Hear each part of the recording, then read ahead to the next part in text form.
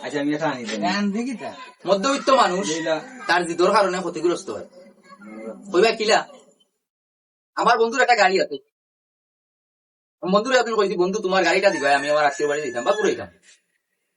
বন্ধু আমার গাড়ি দিছুই না, আমার তো মনে দিয়ে দিয়েছে বন্ধু গাড়ি দিছুই না, তার গাড়ি আছিল কইছিলাম কিন্তু আমার দিল না, আমার তো গাড়ি নেই, আমার জিতুই গেছে, আমি গাড়ি লই লাগবো, তার থেকে ভালো গাড়ি লইতাম হইব এবং তারে দেখাইতাম হইব যে আমিও গাড়ি লইতাম পারি, এটা দিয়ে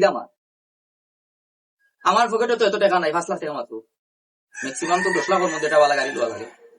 করলাম কি তার লোন লইলাম যে কোনো ব্যাংক থেকে, ও পেরা আরম্ভ হয়ে গেল, লইলাম গাড়ি, বন্ধুরে দেখাই পারলাম গাড়ি লোয়ার পরে গাড়ি তো মেনটেন করতাম, 1 মাস 2 মাস গেছে, এবার কিস্তি টাকাও দেওয়া লাগে মাসুরা, এর সময় গাড়ি ইঞ্জিনও কামাইলো বলা গিয়ার বক্ত ভাইব অথবা অ্যাক্সিডেন্ট স্টোরি কিছু হইল, ও পেরাত আরম্ভই যায় আমার। এখন আমি কিতা করলাম, ও তো নগদ টাকা নাই, গাড়ি খাম করাইতাম কিলা খান, আনলাম করুয়েস্তা কিতা কতবার ঋণ,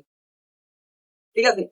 আনলাম ঋণও তো বাদার, আইনা গাড়িটা মোটামুটি ঠিক করলাম, আবার চালাইলাম, দেখাইবার লাগে বাহ আমি তো গাড়ি যে না করিয়া টাকা আনছিলাম, এই টাকা তো দেওয়া লাগবো, ঋণ প্রেশার দেয়া আনলাম, আবার আরো বাইরে গেছে কি টাকা আনিয়া ইন্ডিয়া দিলাম,